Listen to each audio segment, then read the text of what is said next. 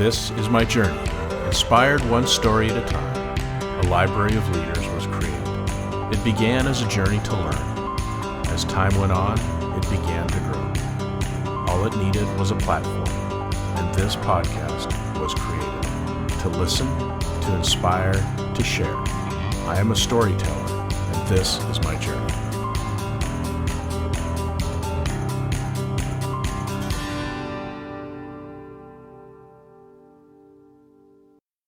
Welcome to another episode of Profiles in Leadership. I'm your host, Steve Anderson, and today our guest is Faisal Hoque, a renowned entrepreneur, best-selling author, and globally recognized thought leader who has spent his career at the intersection of business, innovation, leadership, and mindful transformation, helping individuals and organizations navigate change in an era of rapid disruption.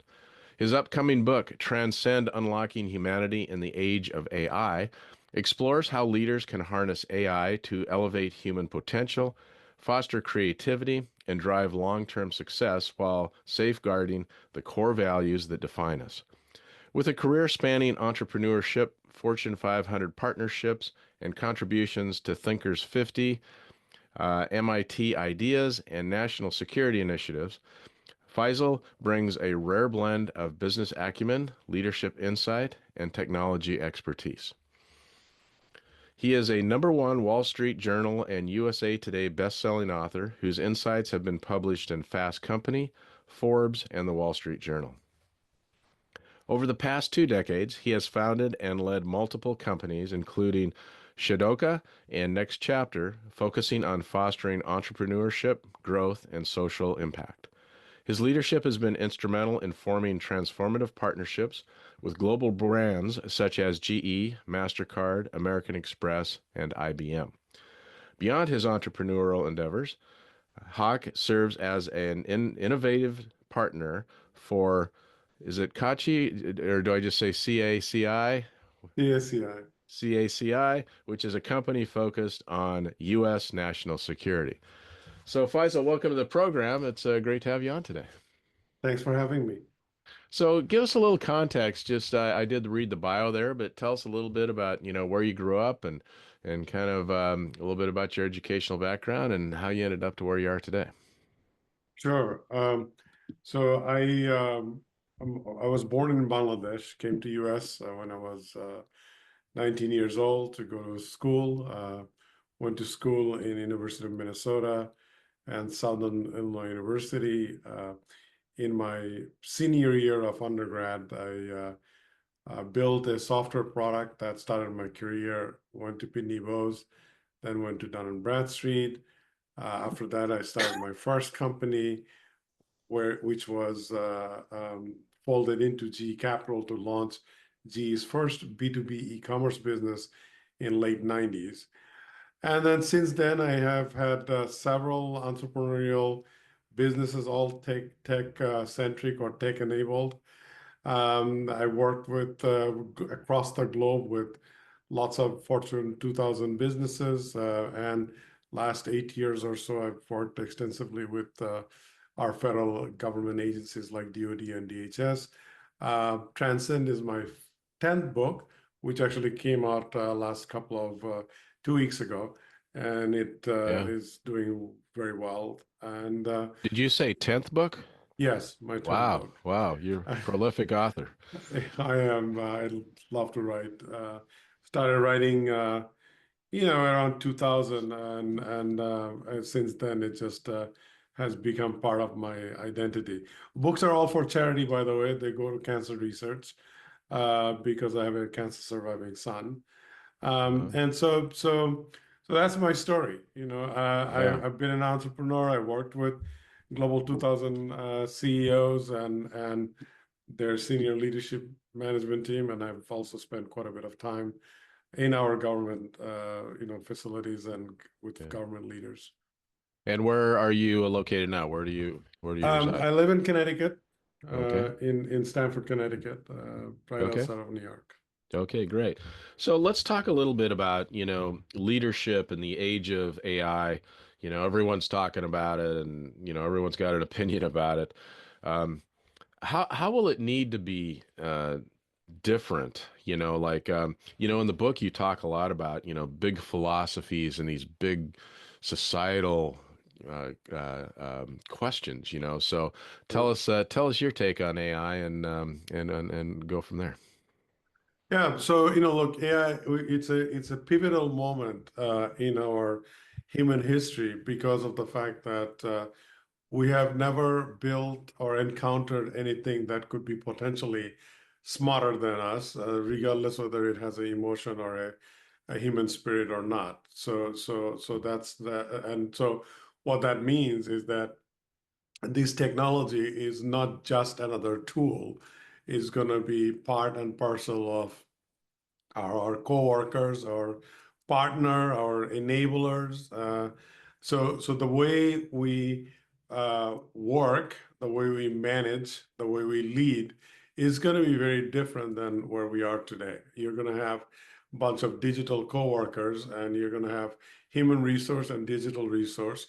So if you if you think from a leadership point of view, it doesn't matter whether you're a solo entrepreneur or you're running a Fortune 500 company, you're going to have to think very differently, whereby you're split between system management and human management, right? And so that creates a very different outlook than we have ever encountered, right? Because most of the technologies that we have encountered so far, it's passive, like, you say, okay, well, I've got a phone, I have a phone, so what? Now you're going to say, okay, I'm going to have an assistant or a agent that's going to do a bunch of stuff for me, and I'm going to assign work for it. I'm going to assign work. So it's a mind shift from a leadership point of view changes, because that has an impact how you think, but it also has an impact on the people that you work with, the people we live with, the people we interact with, because there has a job implication, economic implication, emotional implication. So leadership is going to dramatically change. You cannot be single dimensional leaders anymore. Yeah, and does that what you just described, does that excite you? Does that sound like an exciting thing, or does it give you pause? So, since you flipped through the book, I very much preach this middle way, Yeah. whereby I'm very optimistic about technology in general because I'm a technologist. I grew up as a technologist, but when I think about humanity and the potential havoc this technology can create, by not just by itself, but because of people, what people do with it, right? So from that Yeah. point of view, I'm also concerned, in many level. So think about, like, I mean, we've always had these transitional and transformational technology that changed how we work, like, from industrial revolution to, the last 30, 40 years of information technology, and now this. But the acceleration of this technology is going to change, replace, and recreate job, as an example, if you think about from that perspective, and also how we live. So imagine, I have a son who's 22, but people have kids who are now 5, 6, 3, 4, whatever the case may be. Imagine next 5 years to 10 years, where a lot of the entry level jobs are going to be challenging because it's going to be replaced by lots of automation, right? Mm. how do we train these people? Train this younger generation to survive in a world whereby, let's say, somebody just graduated the computer science degree, or graphic design, or social science, whatever the case may be. So we have to think, behave, act, and prepare ourselves very differently, right? Or imagine Yeah. psychological impact, whereby you're no longer driving a car, and you're going to Taco Bell, and it's some humanoid robots is fetching your taco, whatever the Yeah. case may be, right? So Yeah. so there's a major change that's going to happen. Nobody really knows what will be the ultimate impact, but it changes how we think about how we live, how we work, how we lead, and how we organize Yeah. ourselves. So what do you think are the critical leadership skills that leaders are going to need to work in this new world? I think the human centricity is the biggest skill that we're going to need. because it's going to help us to figure out what's the impact of this technology by uplifting the best we can get out of humanity, right? So that's Hmm. one. The other thing is that this sort of technology has the potential to completely outsource our human agency, and we can lose our critical thinking process, right? So because over dependency on these technologies, so critical thinking process is going to be critical. I mean, I was saying to somebody and a friend of mine, and he was saying, "Look, my son just took a picture of a bunch of Lego from the floor, and the Chat GPT is suggesting what he should be building."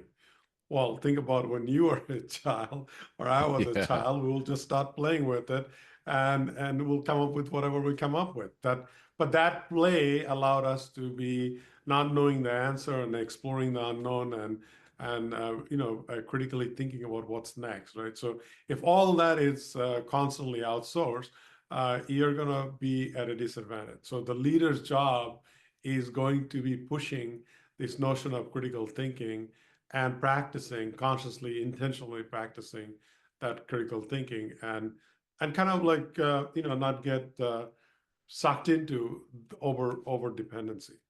Yeah, yeah. It's interesting in reading the book and going through the book. There are some statements you make that catch my attention. So I wrote down a few of those, and so we'll talk about them. But you said that AI will make some humans immortal. What do you mean by that?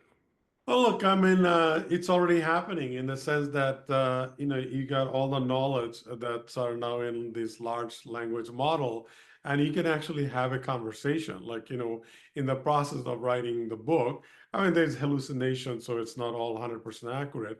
I could start a conversation with Aristotle.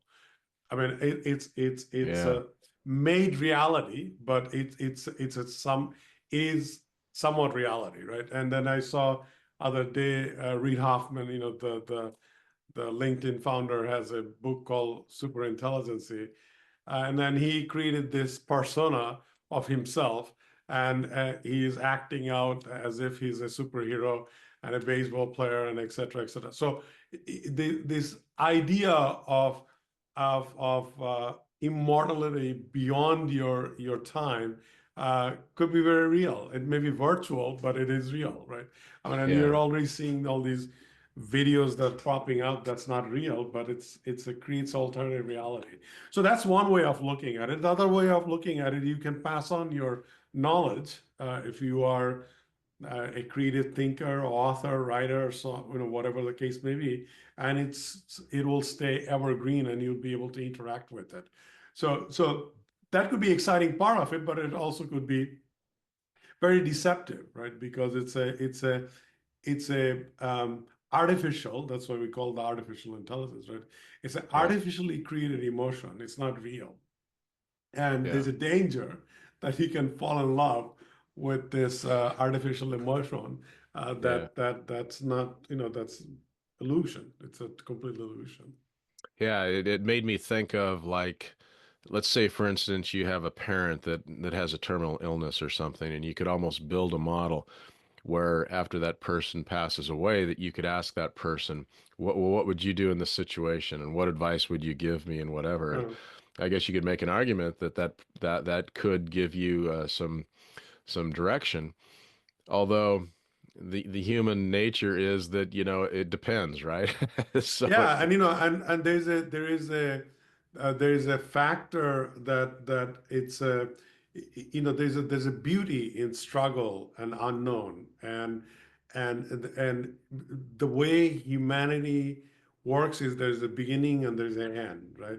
And so when you take that away, it creates other type of uh, psychological, emotional, and physical impact that we quite don't know what will happen, right? So, for example, I was at a conference last year, and somebody was showing, well, somebody, just like you're talking with this parent-child model, somebody created a model of their child that's passed away, and it just a constant reminder that that person is gone, but yet you're feel you have this emotional, artificial, pattern-driven model that's not real, right? So you're creating this Yeah. emotional dependency. I don't know how healthy that is. It's like, Yeah. so there's a reason why the universe works the way. I'm getting now really Yeah. spiritual and physical, philosophical. And as a person, I prescribe to that. There should be beginning and there should be an end. That's Yeah. how humanity was supposed to be meant. And not supposed to live on because you're supposed to make space for other people, and the Yeah. next Yeah. generation.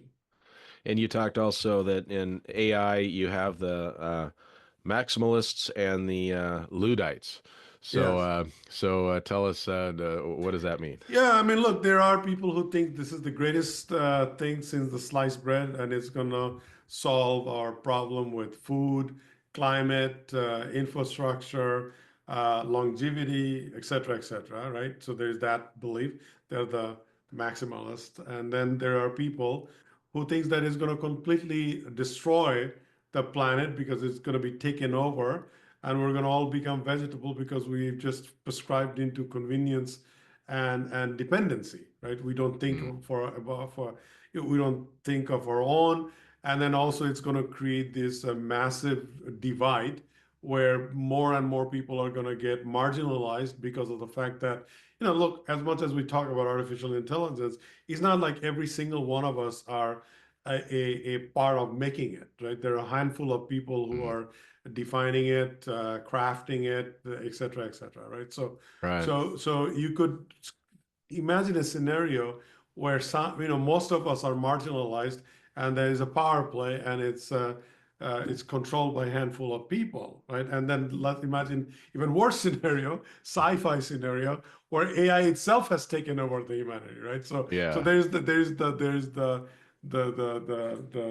fear, the fear factor comes into play. I kind of somewhere in between, in the sense that what will happen in next, let's say, 5, 10, 30, 50 years is whatever we collectively do now, right? So we have an opportunity to shape it collectively in terms of intentionally how we use it, how we deploy it, and then also how platform vendors creates the technology, and what kind of guardrail do we have around it, both from a technological point of view, but also from a legislative and legal governmental framework point of view. Another thing that came to mind too in reading the book was like, we have the technology right now to say, let's just say you take a politician or somebody else that states something and says something. Well, AI can tell you right now whether that's true or not. Right. But humans will still say, well, I don't Yes. believe that. Right. So, That's right. even Right. though it's So factually, yeah. So, yeah, I mean, there's a, there's a whole massive danger of manipulation, misinformation, identity theft, privacy. Those are all the bad things, right? yeah, I mean, it's fun and game till it's no longer fun and game.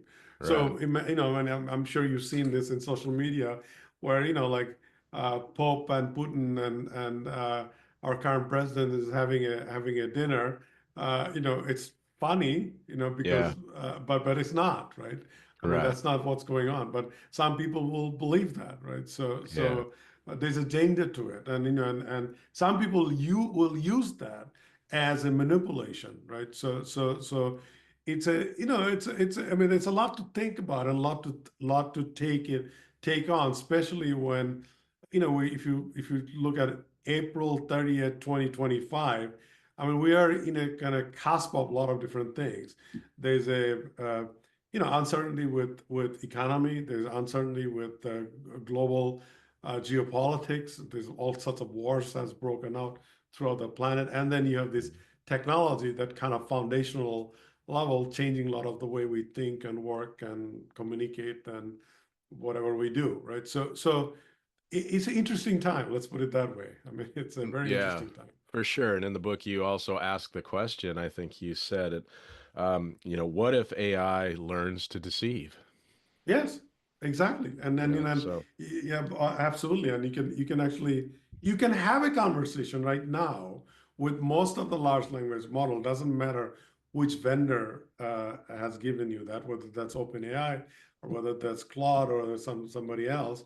And, you can get into a scenario where you start challenging it, or, you start, it can manipulate you, right? Because yeah, because it's generating and right. regenerating based on pattern, right? So Yeah, and then what do we lose? You give the example in the book as well as at a very elementary level, like the autocomplete on our phones, gets us to the point where maybe we're losing some language, or you go even back further than that. You know, show you how I've been around a long time. I can remember when calculators came and it's yeah, like, oh my gosh. So for me to do a long division or some other complicated thing without a calculator right now, it seems like, how could I even do that? So we right. do lose some things Yes. by counting on these machines to do it for us. Yeah, no, I mean, there's this notion of whole reverse improvement, right? The term reverse improvement comes from that you become so dependent that you're not improving as a human being. You're improved as in terms of efficiency. It doesn't mean that you are being effective. It Yeah, doesn't mean that it's impactful, but efficiency doesn't always equals to impact. yeah, yeah. And another thing that I thought was, again, you're asking these big questions in this book, which I think are just so compelling. And one of it, what does it actually mean to be human? Yeah, And you say, like Aristotle says, that our ability to be rational rather than impulsive is human. Uh, or is it maybe the ability to love? You know, is that yeah. the human thing? So Yeah, can, human beings are complex, right? Machines are logic driven, right? So right there is, or at least it's pattern driven, right? Maybe we have kind of gone beyond the notion of logic because it's pattern driven, whereby it may not be logical. But I mean, we are complex in the sense that, we all, most of us try to have some notion of authentic self-actualization in the yeah, sense your journey is your journey. There's no way I could replicate your journey. It's whatever my journey is my journey, right? And yeah, so that's authentic. And we love, we hate, we create, right? And we all have this basic aspiration to be fulfilled, right? So yeah, if you start taking away that desire to be fulfilled, then you become something else, right? So it's a complex question. These are basic fundamental human agency, and right. I don't know all the answer, obviously, and that's why I ask all these questions in the Yeah, book. But we should be yeah. thinking about these things. So I talked to a friend the other day. He told me that he'd listened to this podcast where the CEO came on and he said, people just, don't really think rationally sometimes because he gave the example from a business perspective. If you look at the at marriage, no one would ever do it because it doesn't make sense. There's Sure. too much examples of failures, so you wouldn't do it. Yet, most people think about getting married. Yeah. So, Yeah, but that's a emotional fulfillment, right? It's yeah, an yeah. aspiration. And if our society, by the way, there's a societal factor is, and I'm saying this after being married 33 years. I mean, there's a societal factor that we are kind of we grow up with these biases that at a certain age we're supposed to do this. We're supposed to live certain way, and meaning of fulfillment or success is certain way. So we kind of all try to follow that. And some people outliers and do something else. Yeah, But that's a choice. That's the freedom, right? yeah, It's again, human beings are complicated. I mean, yeah. So it was, I forget the name of the movie, but there was a movie, gosh, probably 10 years ago, if not more, about it was way ahead of its time where the guy falls in love with the Siri person on his phone or whatever the right, thing was, right, And so right. yeah, it's just crazy to think about that. How old were you when you immigrated to the US? I was 18, 19, right after my high school, meaning I Yeah. finished my Yeah. high school and wanted to go to college. So I applied to a bunch of schools here in US, and then came here. I grew up in a middle class family. My father he's now retired, obviously. He was a civil engineer, and my mother was a homemaker. And my father actually wanted me to stay back home and go to his civil engineering Yeah. university. I didn't want to do anything with civil engineering. I went to a Catholic missionary high school, and I was very much exposed to the Western culture. And we used to have this U.S. Information Center not too far away from where I went to school. St. Joseph is where I went to high school. And I would go and spend hours and hours in that U.S. Information Center, which was kind of part of it's not embassy, but it's a cultural center. And they Yeah. have this huge collection of these jazz records and all this American literature. And I got totally, infatuated with it. And I would flip through all this Barron's Guide to College during those times because there was no internet, as when there were Yeah. Yeah. these printed guides. And I applied to a bunch of colleges, and I got started my school in Southern Illinois with a meager partial scholarship. So I would work as a graveyard shift janitor to make some money and to put myself to school. And then I got a full scholarship from University of Minnesota, so I moved to University of Minnesota. That's great. So, since we're asking these big questions, and I know you're not an authority, I'm just interested in your opinion. So, you take, a country like Bangladesh or other countries that, Mhm. let's just say, for sake of discussion, have less resources or less Sure. opportunity. Do you think the AI future um, could help other countries, get out of that, or do you think it's just going to make the people that have more get more, and the people that have less get less? Look, it's a so we can only talk from a historical point of view, right? So if you look at last, I don't know, that's the last 30 years of history, internet has been a great connector, and as a result, lifestyle of a lot of people, especially the young educated people, regardless of where they live, has improved, right? Because somebody from let's say sitting in Cyprus or sitting in, let's say, in Manila or in Dhaka, Bangladesh, can actually do some work in a different location. They never leave home, but they do the work, and you created a monstrosity ability to learn because of the internet. Now, fast Hmm. forward, where we are now today. I think the AI will give even a greater opportunity to learn and to be far more productive and creative should you choose to do that, right? But the challenge is going to be, since everybody is now have the access, I think competition is going to be more fierce, and you're going to have lesser opportunity because a lot of the work is going to be automated, right? So Yeah. it's hard to tell. I read a piece couple of weeks back on Fast Company, arguing that the economic case for focusing on human jobs, because I mean, organizations or businesses will have to sell it to somebody, right? I mean, we're not going to get to a point over the next 10 years where, I mean, nobody needs money and we could, you're talking about sci-fi. We're not going to get to the Star Trek or the Star Wars model where nobody needs money. There's still Yeah.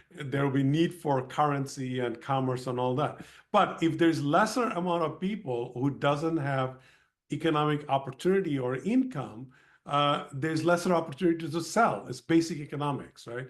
So Yeah. so so there's opportunity, but there's also greater challenge, right? And I think that whether that's let's say in Pennsylvania, to not too far away from me, or let's say in Alabama, or whether it's in Bangladesh where I come from, the opportunity will be for people who can learn, adapt, and leverage this technology to showcase their unique capabilities. You're going to be competing against somebody who knows this versus who doesn't know this. That's what's going to be a Mm. first competition. And the second competition would be man versus machine, right? That may be Yeah. a little lesser, but that would be also be the case. We're kind of fooling ourselves if we don't think that that's not going to be the case, right? Yeah, and you look at things like, if you're optimistic about it, you can say, gosh, if a machine can help you do a lot of the things that are task oriented and they really don't, although people like checking off boxes and doing tasks, but if it freed up more time for you to do the things that maybe we Yes, think are more human, then maybe we can create better solutions for some of the problems we face today. absolutely. Look, I mean, as a researcher, as a writer, and somebody who solves problem for other people, me and my team are more productive. We can create more because, it doesn't take like 10 hours to create a presentation, as an example. It doesn't Right. take 10 hours to do research on case studies, right? As an example, right? So there is that element to it. You can imagine like, okay, you're physically spending all this time to let's say straighten up your grocery aisle. Maybe a robot can do it while I do something else. But Yeah. imagine a 16-year-old who's looking for their first job. Are they not? I mean, where are those jobs there? So this is where I Yeah. get pessimistic in the sense that, they are in grocery aisles, they are in maybe driving Uber or whatever the case may be. So I think we're gonna go through an adjustment period, right? Like a Hmm. lot of other technology that happens, but it is definitely already freeing up a lot of time if you're savvy to do a lot of creative things that you wouldn't be able to do Yeah. otherwise. And another statement in the book that I wrote down that you said, being human is to understand and feel freedom. Yes. So tell me what your thought process is on that. It's like, I mean, you asked me about my life story. I mean, those are all freedom-driven choices, right? I Hmm. was free, whether I was free or not, I was at least free to think that I could do it, therefore I did it, right? So that's what makes human. Uh, that makes us human, right? Because it's the choice of doing something that's uniquely yours, right? So if you say, I mean, like, look, that's what American dream is all about, right? You choose to do something and you go and do it, right? So it's uniquely, and that's not just American dream. I mean, that's the dream of every single person that's on planet Earth, right? So it, that's the difference between a robot and human being in the sense that there's no feeling. We feel to do something and we Yeah. do it. That's what makes us uniquely human. And and with freedom comes ability to love or ability to care for somebody, ability to do something that's meaningful or impactful, right? So Yeah. those are the choices. And you also make the statement of, when this new AI world, you said, like, think of building an AI innovation portfolio. Yes. What does that mean? Yeah, so look, there are lots of things you can do as an individual or an organization or government. So the question is, I mean, if you look at a lot, I mean, there are a lot of talk about AI, but not all AI implementation is being successful, nor a lot of AI implementation is actually giving you the value that you want to create out of it, right? It's entertaining to talk about how fast I can generate a image or how it can mimic our voice, that sort of a thing. That doesn't necessarily translate into value. And value is not just from the financial return. It could be other type of return. One of my motivation to kind of study and learn and write about AI was what it can do for healthcare because of my personal situation. And Yeah. and and you can go many different ways to create those kind of opportunities. The trick is you have to sit there as an organization or an individual and you have to say, okay, these are my purposes, these are my objective or vision or goals that I want to pursue, and how many things I can do or invest into to get the greatest return out of it, however I want define return. Just like you look at it as an investment portfolio, right? You can say, look, I want to have some low risk, high risk, and some medium risk investment, and for that, I want certain amount of return. It's kind of like the same model. It's that financial model, but different context. And then you Yeah. also have to look at it. Okay, look, how many of these things, if I actually do it, is going to create major risk? If I create a model like that parent tell model that you just talked about, that I want to create, my parents passed away, like my mother passed away last year. I want to hang on to her. Is it going to actually going to, is it risk or is it a reward, right? So it's Yeah. the ability to rack and stack the impact and return, and creating a bunch of options and pursuing a particular option is the notion of creating an innovation portfolio.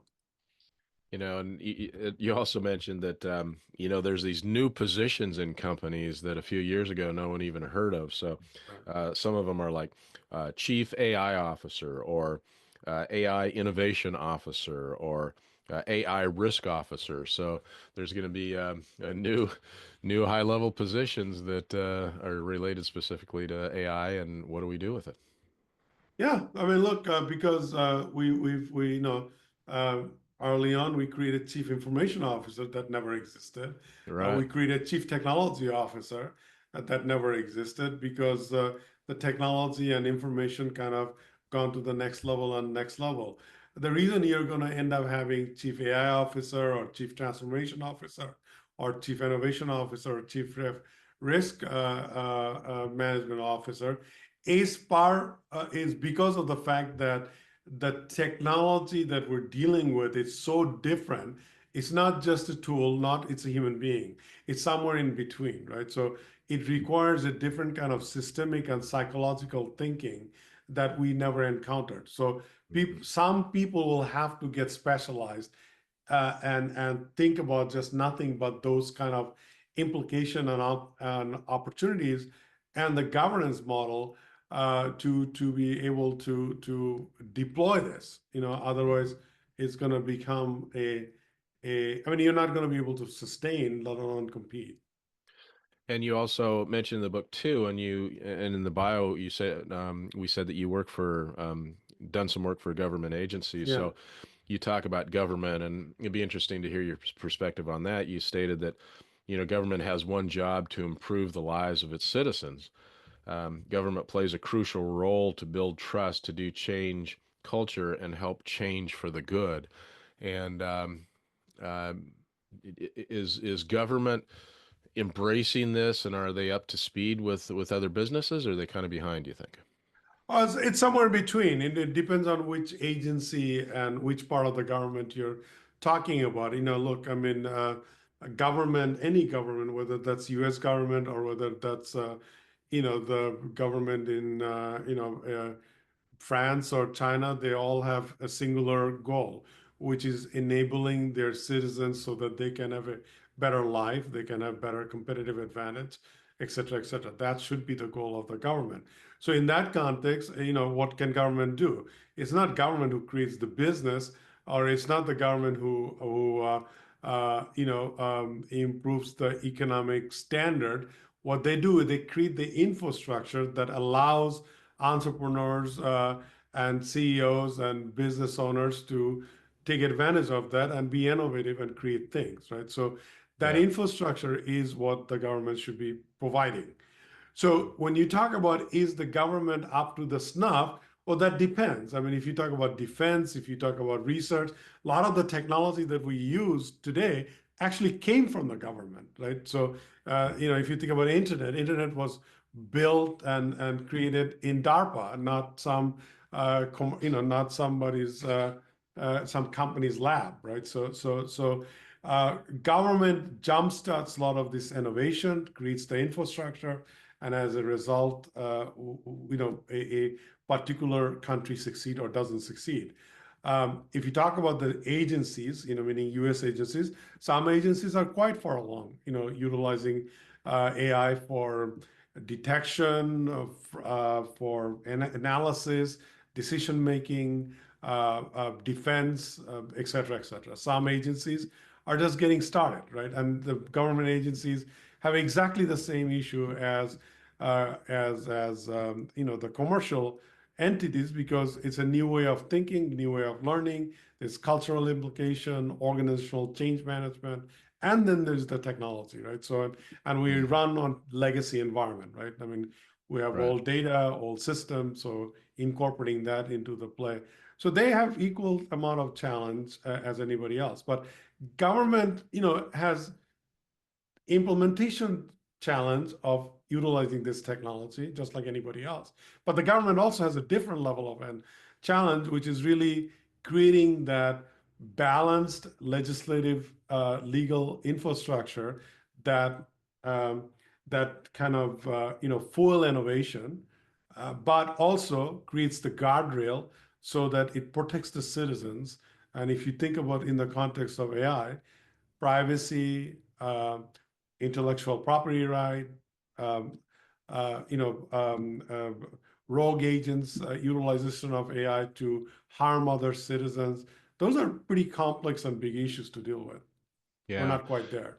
And not to get political by any means, but if you look at how, collaboration, I think we can all agree, in the business world and government that the more we collaborate, perhaps the better we do. But if we're using more AI machines or whatever, does that push us more towards the isolation? That Yeah. some people think we should go towards. So, um, Yeah, I mean, it started with social media, and social media already had element of AI in the sense that algorithm manipulation, right? So because right, it put us in the echo chamber, and we're not far more divided country. Even when we agree, we can't agree, right? So right, than we ever were, right? So AI has 1,000 times more potential to create a very divisive society because of the things we're talking about: fake right. video, fake news, and you want to believe what you want to believe, right? So, Hmm. so Yeah. yeah, I mean, it's challenging. Can you share with us what you do for the government in your role? Yeah, I mean, look, I do very similar thing as what I do for commercial agencies in this commercial businesses in the sense that I help agencies to put together with my partner CSCI, a series of innovation portfolio utilizing technology, right? So whether that's AI or whether it's some other technology, it doesn't matter. And then because we've been kind of in this thought leadership bent to create framework that regardless of the technological change, you can create opportunities and you can explore options. That's what I enable them. And also help them, put the governance infrastructure so that the organizationally they can protect the data, the people, the security element of applying these technologies. And then another area you brought it up earlier, but healthcare, with your son's issue and diagnosing of diseases and so on. I think there's great excitement about being able to do that even better. And then you look at the world of prosthetics and implants. Yes. Um, Yes. you could really change somebody's life if you can dial that in. Yeah, I mean, this is the part I get most excited about, right? Because you're talking about dependency.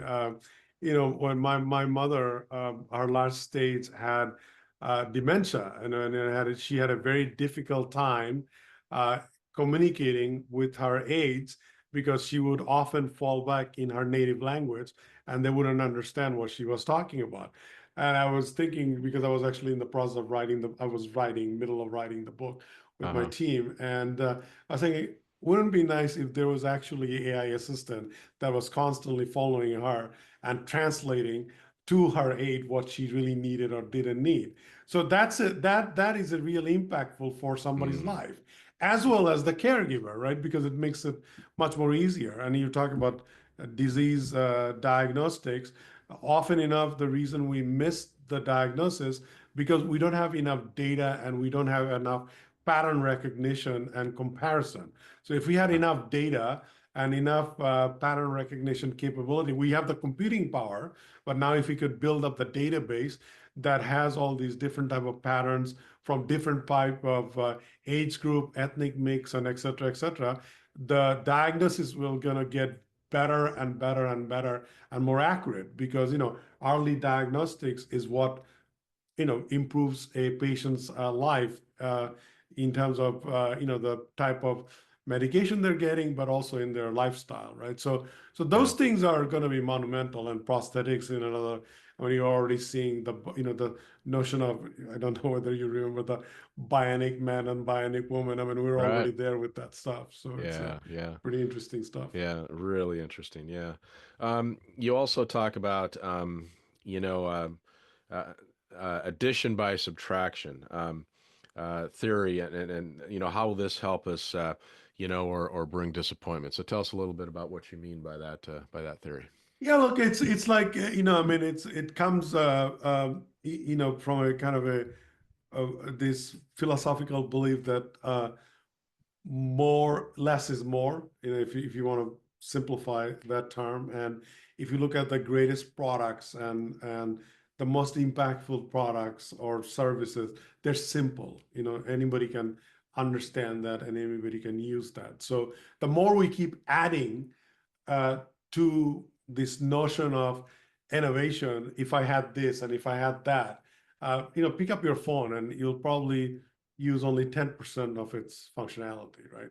But we Yeah. keep adding to it, right? So when you subtract, sometimes it's better and it becomes more meaningful. So this notion of adding more impact by subtracting is it goes to simplicity, right? I mean, you can think about cooking as an example, right? I mean, if you keep adding more and more and more to a dish, usually that dish turns out to be not eatable because it's just Mm, it's just complex and it's yeah. not so tasty anymore, right? So it's a kind of a Buddhist minimalistic mindset that the simple, sometimes simple is better, and the more we add to things, it gets more complicated. Yeah. And you kind of conclude the book by saying, you brought up all these big questions, philosophical questions that we discussed earlier, and you said, that the idea we need to have the right attitude, which is probably just a loving attitude. Yes. If we can just keep that front and center, and maybe we'll be okay. But unfortunately, not everyone's going to take it in that direction, probably. Yes, I mean that's why we have what we have. Listen, love, to practice love, you have to have a conscious practice of empathy, right? Because how can Yeah. you love somebody that you don't know, or how can Yeah. you love somebody that's not your own, right? So Yeah. that requires putting yourself in that other person's shoe, and it's not easy because most of us are I mean, human being, it's survival of the fittest, and we always think about ourselves. So it takes a conscious effort to think about somebody else, and then as a whole, think about the planet as large, and that's not easy. Yeah. But if we all could do that, we would have less division. We'll have a better world. I Yeah. mean, think about how destructive we are as a human society. I mean, we don't think twice about, or some of us do, but many of us, we wouldn't have so much misery, self-created misery, if we were little more empathetic. Yeah. Absolutely. Absolutely. Well, Faisal, in anticipation of our discussion today, what haven't I asked you that you want to be sure and get in the program? I don't know. I mean, we covered a wide variety of topic. I mean, all I can say is that, look, what future holds depends on what we collectively do, and that collectively means we can't control everything, but we can certainly control ourselves, right? Yeah. Each of our action makes a difference. It's like a ripple effect on a pond, right? You drop a stone and it creates this ripple effect. So how we conduct ourselves, in the sense, what we put out there, how we interact, especially in the context of this technology who's constantly learning from our behavioral pattern, it's important what we do with ourselves, and Yeah. so if there's one thing that I would, talk about or suggest, is that we have to get more grounded and kind of hold ourselves accountable in terms of our own actions. Yeah. And I think we also need to embrace too, like if AI is you know, putting information in, what we get out is what we put in. So Yes. I think we need to embrace diversity, from different perspectives. Otherwise, as you said, if there's only 5 or 10 people putting all the information in there, you're going to get, Yeah. different information out than if you had very diverse people doing that. 100%. It's super important that it's a collective voice and not handful of people's voice, right? So Yeah, so yeah, we'll see. Time will yeah. tell. Well, at this point in the interview, I always ask my guests the same common question. So that question is, in relation to leadership, what is a pearl of wisdom that you could leave us with today? Lead yourself first before you can lead other people. And I read a book, 3, 4 years ago called Lift, and my fundamental message was you can't lift anybody if you can't lift yourself, and Yeah. that's about leadership, right? So you gotta have to lift yourself to a higher ground. Competition is within yourself, not it's not, with others. So each day, if we can make ourselves better, as a result, hopefully we can make other people better. Well, Faisal, this has been a real a pleasure. Gosh, we took on some big philosophical topics, and it's fun to do that, and good to think about it as well. So, your book's fantastic, and I Thank you. think it's really yeah. You got 11th one in your head already, or are you working on number No, 11? I So, don't know. okay. Well, Maybe. wish you the best of luck. And you said that the books you do are for charity, so that you Yes. do that to raise money. So that's impressive. So. Thank you. Thank, Thank you thanks for so your much. time today. It was a real, as I said, a real pleasure, and I really enjoyed talking to you. And maybe I'll run into you down the road sometime. Thank you so much, Steve. Thanks for Okay, having me. take care. Bye bye. Thank you for listening to another episode of Profiles in Leadership. To listen to all my interviews, subscribe to Profiles in Leadership with Steve Anderson on Apple Podcasts, iTunes, and many other popular podcast platforms. Some of these interviews are on video, and you can search YouTube for Profiles in Leadership with Steve Anderson. You can also access the entire library of interviews on my website, orange.coaching.com, and that is orangetheword.coaching.com, and go to the Media Center and click on Podcasts or Video Gallery. You can also enter the website from pilpodcast.com.